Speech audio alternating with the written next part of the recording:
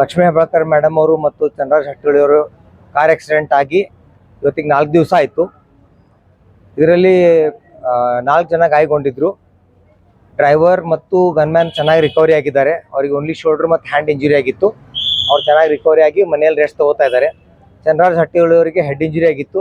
ಅವರು ಚೆನ್ನಾಗಿ ರಿಕವರಿ ಆಗಿ ತಮ್ಮ ಕೆಲಸದ ಮೇಲೆ ಹೋಗ್ತಾ ಇದ್ದಾರೆ. ಆಮೇಲೆ ಮೇಡಮ್ ಹತ್ರನೂ ಬಂದು ಕೇರ್ ತಗೋತಾ ಇದ್ದಾರೆ. ಅದ್ರ ಜೊತೆಗೆ ಮೇಡಮ್ ಅವರಿಗೆ ಸ್ವಲ್ಪ ಹೆಚ್ಚಿಗೆ ಪೆಟ್ಟಾಗಿತ್ತು.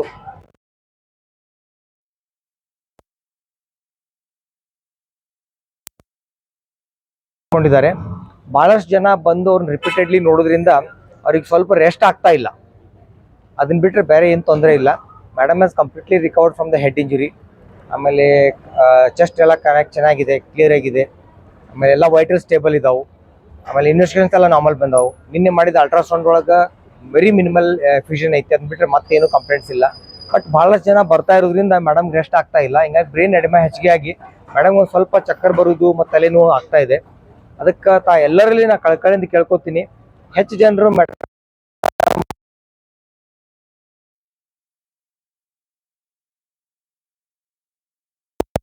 ಮೇಡಮ್ ಕಂಪ್ಲೀಟ್ ಬೆಡ್ ರೆಸ್ಟ್ ಕೊಡಬೇಕು ಮತ್ತು ಅವ್ರು ಮಾತಾಡಬಾರ್ದು ಅಂತ ಹೇಳಿ. ಅದಕ್ಕೆ ಡಾಕ್ಟರ್ ಶ್ರೀನಿವಾಸ್ ಮತ್ತು ಡಾಕ್ಟರ್ ಸುವಿನ್ ಅವ್ರ ಜೊತೆಗೆ ನಾನು ಡಿಸ್ಕಸ್ ಮಾಡಿ ಅದಕ್ಕೆ ತಮ್ಮೆಲ್ಲರ ಎದುರಿಗೆ ಇವತ್ತು ನಾನು ರಿಕ್ವೆಸ್ಟ್ ಮಾಡ್ಕೋತಾ ಇದ್ದೀನಿ. ಯಾಕಂದರೆ ಕಂಪೇರ್ ಟು ಎಸ್ಟರ್ಡೇ ಮಾರ್ನಿಂಗ್, ನಿನ್ನೆ ಸಂಜೆವರೆಗೆ ಒಂದು ಸ್ವಲ್ಪ ತಲೆನೋವು ಮತ್ತು ಚಕ್ಕರ್ ಬರೋದು ಹೆಚ್ಚಿಗೆ ಆಗಿತ್ತು. ಅವಾಗ ನ್ಯೂರೋಸರ್ಜನ್ ಚೆಕ್ ಮಾಡಿದಾಗ ಅವ್ರು ಹೇಳಿದ್ರು, ಇಲ್ಲ ಓವರ್ ಎಕ್ಸರ್ಷನ್ ಆಗೈತಿ, ಭಾಳ ಜನ ಭೇಟಿ ಹಾಕತ್ತಾರ. ಸೊ ಅದ್ರ ಸಲುವಾಗಿ ಅವ್ರಿಗೆ ರೆಸ್ಟ್ ಆಗ್ತಾ ಇಲ್ಲ.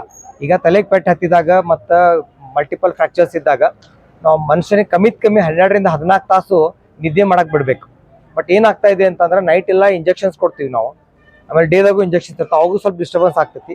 ಪ್ಲಸ್ ಹೋಗು ಜನ ಹೆಚ್ಚಿಗೆ ಆಗಿರೋದ್ರಿಂದ ಮೇಡಮ್ಗೆ ಸ್ವಲ್ಪ ರೆಸ್ಟ್ ಆಗ್ತಾ ಇಲ್ಲ. ಅದಕ್ಕೆ ನಾನು ಎಲ್ಲರಲ್ಲೂ ಕಳ್ಕಳಿಂದ ಕೇಳ್ಕೊತೀನಿ, ಒಂದು 48 hours ಮೇಡಮ್ಗೆ ಯಾರು ಡಿಸ್ಟರ್ಬ್ ಮಾಡಬೇಡ್ರಿ.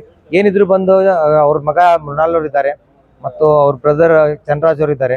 ಅವ್ರ ಜೊತೆ ಭೇಟಿಯಾಗಿ ಮೇಡಮ್ ಅವ್ರ ಬಗ್ಗೆ ತಮ್ದು ಏನು ತಿಳ್ಕೊಂಡು ಹೋಗ್ಬೋದು ಅಂತ ನಾನು ಅವೈಲೇಬಲ್ ಇರ್ತೀನಿ.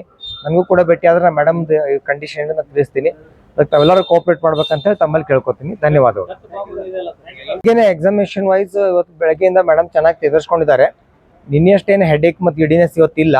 ಬಟ್ ಆದಷ್ಟು ನಾವು ಹೆಚ್ಚಿಗೆ ಜನ ಹೋಗಿ ಅವ್ರಿಗೆ ಡಿಸ್ಟರ್ಬ್ ಮಾಡಬಾರ್ದು ಅಂತೇಳಿ ನಂದು ರಿಕ್ವೆಸ್ಟ್ ಐತಿ. ಅದರ್ವೈಸ್ ಪೆಟ್ಟು ಹತ್ತಿದ್ ನೋಡಿದ್ರೆ ಮೇಡಮ್ ಭಾಳ ಚೆನ್ನಾಗಿ 4 ದಿವಸದಾಗ ರಿಕವರಿ ಆಗಿದ್ದಾರೆ. ಮೋಸ್ಟ್ಲಿ ಇನ್ನೊಂದು 2-3 ದಿವಸದಾಗ ಮನೆಗೂ ಹೋಗ್ತಾರೆ. ಕುತ್ತಿಗೆ ಪೆಟ್ಟಾಗಿರೋದ್ರಿಂದ ಅದು ಕುತ್ತಿಗೆ ಸ್ವಲ್ಪ ಇನ್ನೂ ಭಾವ ಐತಿ. ಬಟ್ ಗ್ರಾಜುಯಲಿ ಕಡಿಮೆ ಆಗ್ತಾ ಇದೆ. ಇನ್ನೊಂದು 2ರಿಂದ 3 ದಿವಸ ಬೇಕಾಗ್ತೈತೆ ಮೇಡಮ್ಗೆ. ಈ 48 hours ಏನಾರ ಅವ್ರು ಕಂಪ್ಲೀಟ್ ಬೆಡ್ ರೆಸ್ಟ್ ತೊಗೊಂಡ್ರೆ ಬೈ ಸಂಡೇ ಅವ್ರ ಮನೆಗೆ ಹೋಗ್ಬೋದು. ಸಂಡೇ ಆರ್ ಮಂಡೇ ರಿಸ್ಟ್ರಿಕ್ಷನ್ ಹಾಕ್ತಾ ಇದೀವಿ ಸರ್. ಬಟ್ ಕೆಲವು ಮಂದಿ ಅವರು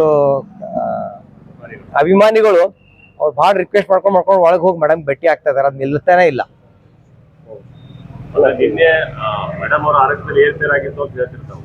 ನಿನ್ನೆ ಸಂಜೆಗೆ ಮೇಡಮ್ ಒಂದು ಸ್ವಲ್ಪ ತಲೆನೋವು ಮತ್ತು ಗಿಡ್ನೆಸ್ ಸ್ಟಾರ್ಟ್ ಆಗಿತ್ತು.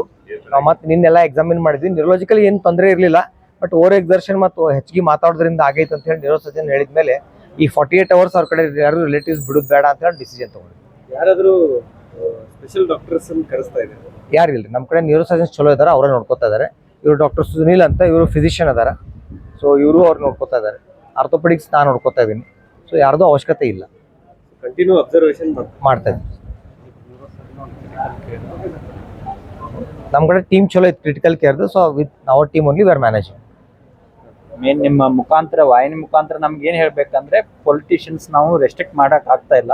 ನಾವು ರಿಕ್ವೆಸ್ಟ್ ಮಾಡ್ತಾ ಇದ್ವಿ, ನಿಮ್ಮಿಂದ ಸ್ವಲ್ಪ ಪ್ರೆಷರೈಸ್ ಆಗ್ಬೇಕು ಅವ್ರಿಗೂ ಸ್ವಲ್ಪ. ಮೇಡಮ್ ಮಾತಾಡ್ತಾ ಇದ್ದಾರೆ.